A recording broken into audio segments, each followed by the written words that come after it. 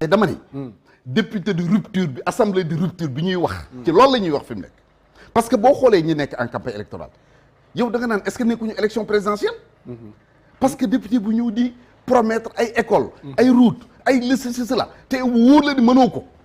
Est-ce que du si plaidoirie bi nga war a def à l'Assemblée nationale si proposition de loi yeeg et cetera. oui mais une plaidoirie bi nga def promesse tu promets de faire une plaidoirie mais doo def promesse alors tey bu ñu ne woon président assemblée admettons ci Yewwi la jógee ci Wallu la jógee ñu ni bon si tête de liste Yewwi bi si jàpp ma tur bi c'est le frère Habib Sy moo nekkoon tête de liste ñoo gagné mooy président de l'Assemblée nationale ñu jël la Moustapha Niasse yoroon jox ko Moustapha passé ko service jël oto bi jox ko jël kër gi jox ko jël budget bi jox ko jël caisse noire bi jox ko ana rupture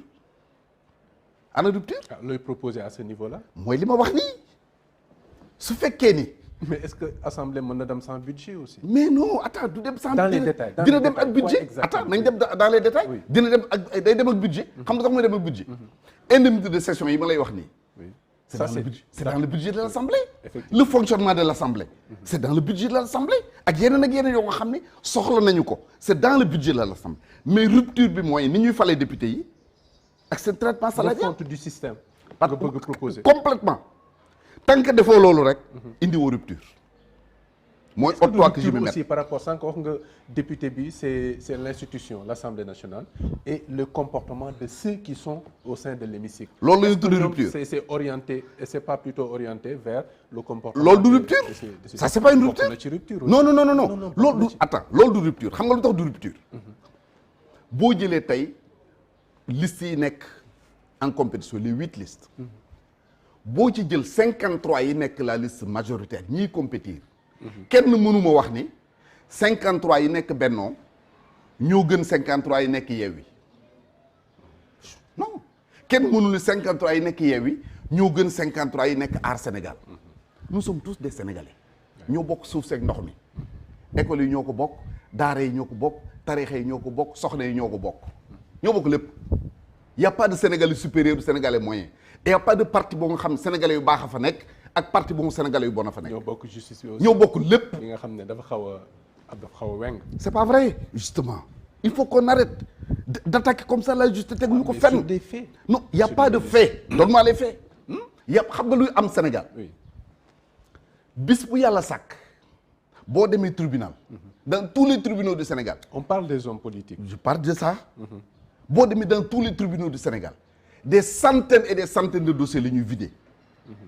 pourtant kenn du fa dem naan tribunal jaarul yoon il n'y a que les hommes politiques ñun ñoo jàpp yaakaar ni bu ñu sàccee kenn waruñu jàpp bu ñu reyee nit kenn waruñu jàpp pourquoi parce que nous sommes des hommes politiques alors que ñun ñoo war a joxe le bon exemple ñun ñoo waroon tey bu ñu defee tuuma je prends un exemple le député Bougazali biñ ko jàppee la mu def moo deful xaw ma ci dara parce que je ne suis pas juge j'avais pas le dossier entre les mains mais poser na un acte fort mooy démissionner de son mandat de député un homme politique yow yaa woor bu ñu la tuumaale nga demal sa bopp tribunal wax naa la léegi ni un homme politique ragalul condamnation tribunal mais opinion bi la ragal donc bu ñu de l'exemple le plus frappant bi nga xam ni amul sax ma dem te ñëw parce que démb la tey ci topp le conseil constitutionnel dafa délibéré jël ñaari mesures Dakar gi nga xam ne Yewwi ñàkkoon na ko ba ñoom ñu bindal seen bopp ay poste nii suñu erreur moo ñu ko teg conseil constitutionnel dellu si waat leen ñu tàccu mu ne leen seen liste nationale bi baaxul ñu ne conseil constitutionnel baaxul alors que le même conseil ci benn daje bi moo jël ñaari mesures yi sëñ bi mënuñu la tegal ceebu jën nga di man sama kanam gi may lekk baax na mais yow sa kanam gee ngi lekk baaxul te benn bool bi la u baax na u baaxul donc c'est les hommes politiques suivant suñu position on est dans l'opposition ou dans le pouvoir on est d'accord du jugement ou d'accord ci jugement bi ñooy instrumentaliser la justice. d'accord di leen dëkkal ci néeg yu ñu dëkkul. te ku fi mënti doon président am justice am police am gendarmerie am armée mënul ñàkk. D'accord. Alors nous sommes au terme de l'émission. Malheureusement nga joxe juste benn position par rapport ak bés du ñàkk bu Serigne Mansour Sy Djamil mi nga xam ne quitté na Yewwi Askan Wi jàpp nga ni dafay affaiblir coalition bi. Ah naturellement politique moom addition la représentatif. non bés du ñàkk. même bu doon benn nit. même bu doon benn nit. la seule présence de Serigne Mansour Sy Djamil dara la. ça pèse oui. dama lay wax benn dama lay wax xam maa ngi koy tey laa ko mos génnee. dama gis Ousmane Sonko di def conférence de presse mooy juste bi de affaire Adji Sarr bi commencé. parce que Serigne Mansour Sy Djamil dafa bokk ñi nga xam ne j'ai beaucoup de respect et d'estime pour ñoom d'abord ci moom jëmmam xam naa ko échangé nañ plusieurs fois mais ci li mu doon ak fi mu bokk. mais bi ma ko gisee mu ñëw ci conférence de presse bi amul fu mu taxaw bu bokkatu def nii. j'étais malheureux j'ai dit kii xamul place am kon tey bu ko yàlla génnee foofa moo xam fu mu jëm ëllëg yàlla na jëm si Benno Bokk Yaakaar je le souhaite parce que jàpp naa ne place am a ngi foofu moom lay ñaan yàlla pour beaucoup de raisons nag place am a nga fa beaucoup de raisons yu ñu mën a wax ak yu mun wax foofu la place am nekk yàlla na fa jublu mais en tout cas bu fa jubloo bu fa jubluwul li nga wax pour répondre à votre question effectivement day affaiblir Yewwi Askan Wi parce que fii laa toog seen plateau bi man leen manifestation Yewwi Askan bi mu def c'est un échec total te wax naa leen lu tax mu nekk un échec total cité woon naa Serigne Mansour Sy Djamil li tax mu nekk échec total benn bi mooy Ousmane Sonko dafa ne woon 200 000 jeunes la soxla dans la rue. Dans quel contexte? Pardon? Dans quel contexte? Mais dans quel contexte? Je vous demande, je vous pose la question. Il a dit j'ai besoin de 2000 jeunes dans la ci mbedd bi pour aller déloger Macky Sall. am déet.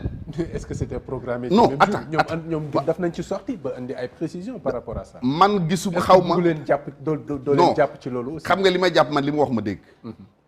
moo ni prochaine manifestation 200 000 jeunes laa soxla dans la rue. woote meeting ci place boo nga xam mënul contenir 10 000 personnes.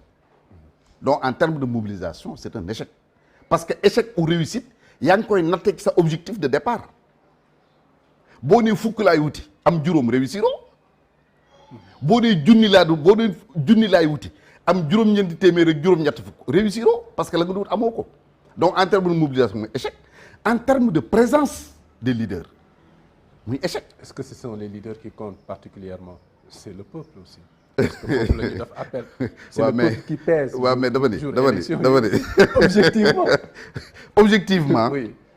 da nga créer coalition tudde ko Yewwi Askan Wi ni coalition ba xaw ma fanweeri 31 leaders la ñu je ne sais plus quel est le nombre du dëgg di ko bàkkoo ñooñu ànd ak yow ngeen di xeex ba jëmmi jamono nga woote sëñ Mansour Sy Djamil mii nga fi tudd ñëwul Moustapha Guirassy ñëwul Aminata Lô Dieng ñëwul. mais lu ko jiitu après confection liste yi waaw moo indi loolu chaque fois bu confection liste amee au sein d'une coalition dina am ñu mer am ñu merul. mais moo indi loolu mais. mën nañ comprendre. moi je n'explique pas les raisons dama tëb raisons yi mënu nañ ci wax. mais vous m'avez dit qu'il nous reste 5 minutes ñu rappeler ko. waaw mais vous m'avez dit il reste 5 minutes. Allez-y, oui. donc boo nemee il reste 5 minutes.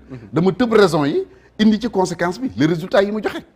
mooy ñi ma la limal lépp Malick Gakou ak ñeneen bàyyi nañu gisatoo leen fa ñëwuñu en tout cas ci manifestation boobu ñeneen ñi bu ñu bàyyiwul officiellement nag toog nañu seen kër gisatoo leen déggatoo leen. ndax frustration. oui ak lu mu mënti deew li wóor mooy day affaiblir la coalition. D'accord. parce que politique moom du soustraction addition la. D'accord waaw alors ce dernier mot balaa ñu tàggatoo. waaw mooy sant la gërëm la bu baax. encourager leen ci liggéey bi parce que dama koy wax assez souvent. bokk ngeen ci kuréel yi nga xam yéenekaay yi nga xam ne sénégalais yi bàyyi nañ leen xel. parce que jàpp nañ ni yéen a ngi nekk ci équilibre bi. waaw te loolu dafa nekk lu am solo métier bu jafe la c'est vrai c'est très difficile parce que da ngay wax 10 ans ñu lay apprécier benn bis boo waxee lu ëpp rek mu mel ni mosoo wax lu baax. donc c'est très difficile mais ñu ngi leen di encourager di leen ñaanal yàlla di wax rek ni ku fi dégg lu naqari ni ma ko xool ci njëlbéen nga jéggal ñu ko suñu yéene mooy wax lu baax wax luy defar réew mi mais encore une fois teg ko ci dëgg gi ñu xam. D'accord merci. cheetetetet mais yow sawaay yow fu ñu la fekk yaa ngi ci kanamu ordinateur bi wala sa kanamu tablette ba sa téléphone portable lu xew mais damay lire ay information waaw xoolal boo bëgg am ay information yu leer nañ et en temps réel duggal ci www.senegal7.com ay information yu wóor. man de maa ngi application Sénégal 7 lépp lu xew dama koy jot ci sama téléphone ci tàng bi te nag application Sénégal 7 am ko yomb na da ngay dugg ci Play Store wala Apple Store nga télécharge ko rek xam li xew ci réew mi ak la xew ci bitim réew te nag dara du la ci umpu. Vous voulez des informations en temps réel? Cliquez sur www.senegal7.com. Sénégal 7, le roi de l'information en temps réel.